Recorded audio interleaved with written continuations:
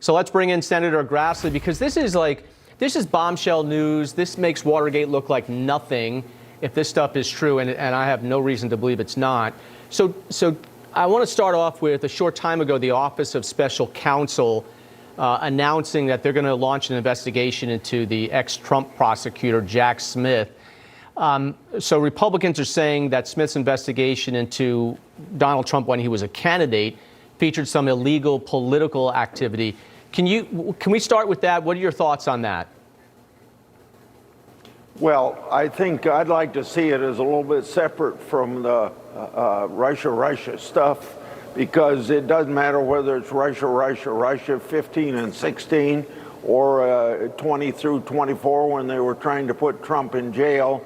It was an effort to stop Trump's first campaign. When they didn't stop it, it was an effort to ruin his presidency or get him out of office before the first 4 years were up.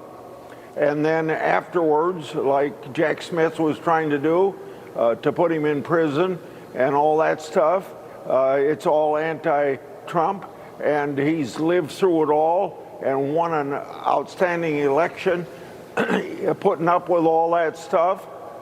And whether it's somebody looking now into Jack Smith to see what he has done, I guess I showed enough material coming out of the FBI that I've investigated that shows that there were people before Jack Smith was maybe even involved. They were building a case within the FBI that didn't have any basis through a special assistant special agent by the name of Thibault to build a case so that Jack Smith would have something to try, and there was a reason to try it, and was based upon just made-up information. So it's all Russia for the last 10 years, you could say, and it's a terrible thing. Now, getting back to what you asked me about in regard to the Durham Annex, which was found by the FBI in a bird mag in a secret room that Patel didn't know anything about until he got to the FBI directorship. Then he found out about not only about a room that's secret, but there were internet connections that that only special people in the UN could get, or in the FBI could get access to. So let's just simply say that there was conspiracy way back then, 15, 16, between Clinton, between George Soros, and between the DNC to find a narrative to ruin Trump. And thank God that didn't happen. And it also has this element of it, that the FBI knew about it and didn't do anything about it. And that's what's exposed in this Durham Annex. So for people who are like, well, I don't get what happened again. Why is this a big deal? So let's start, we'll go back to the beginning, right? You had Hillary Clinton's campaign basically pays for opposition research. They made up a whole bunch of stuff, right, on Trump connection to Russia. Everyone knew it was false. They then gave it to the media. It was paid for by outside groups, Soros Foundation potentially, right? And then you had people within the Obama administration knowing that their intelligence community said, no, none of this is true. So they knew that, but then they said, well, we got to discredit this guy Trump anyway, so let's get this out. And the FBI then used this false information to then continue this narrative. Is that right? That's right, and there's no reason for me to add to what you said, except you very clearly lay out, maybe I didn't do in a unified way like you did, that it's all an effort.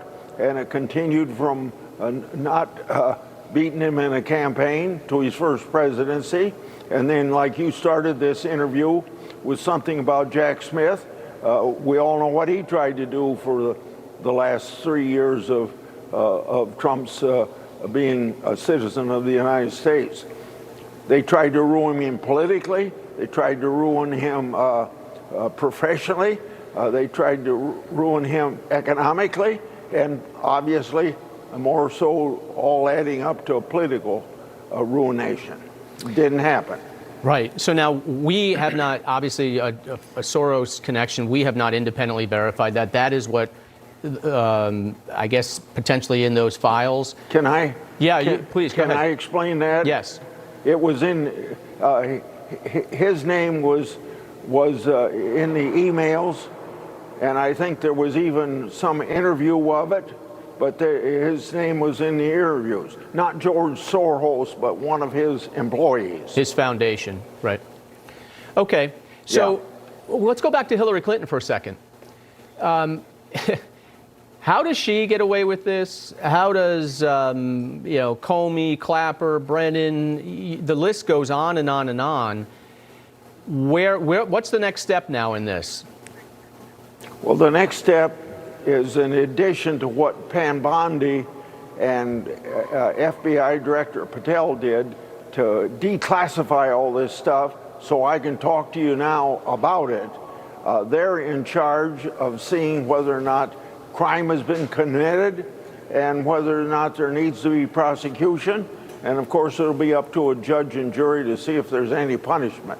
But it's, I would imagine a lot of these people are hiring lawyers now here in this town and trying to protect themselves. And you saw Clapper and Brennan have a op-ed in the New York Times this week where they were trying to cover their rear end in this whole process. And so don't you see that there's a lot of people in this town that are probably pretty afraid, and they ought to be afraid. People that are watching this interview may wonder why you and I are talking about stuff that goes back 10 years. First of all, the public's business ought to be public, and transparency brings accountability. And then in turn, we want to make sure that the FBI that was weaponized against a president of the United States, whether it's Trump or somebody else, in this case it was Trump, that never happens again, because the FBI should not have a political element in it. They should only be investigating crime and protecting the people of this country. They shouldn't be trying to help some other political party stop somebody from being president or ruining their presidents. And if people want to know why we're talking about this history, we just got the information that backs up what we've been suspiciousing for the last 10 years. And now this fills in a lot of blanks. And when this information is in a burden bag in a secret room in the FBI, then you know that there's a big attempt to cover up, and the public's business ought to be public, and we got to stop this covering up, and we got to stop the weaponization of the FBI against political opponents. 100% correct. Senator Grassley, thank you for doing your job, which is oversight, and letting the public see this. Appreciate it.